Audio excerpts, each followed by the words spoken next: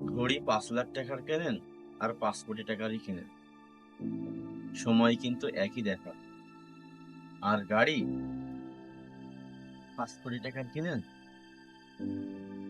আর 5 লাখ টাকারই কিনেন, দুটোই কিন্তু একই গন্তব্যে পৌঁছাবে। খাবার গরিব লোকই হোক আর ধনী লোকই হোক, তা কিন্তু দুজনেরই মিটে। সাধারণ জীবন যদি প্রকৃত সুখ দিতে পারে, তাহলে এত শো অফ করে লাভটা কি? আমি একদম বুঝি না। জীবনে সহজ সরল হতে যাবেন না, বোকা হতেও যাবেন না, একটু কঠিন হতে শিখুন। জঙ্গলে যারা কাঠ কাটে, দেখবেন যে গাছটা একদম সোজা হয়ে থাকে, সেই গাছটাই কিন্তু আগে কাটে।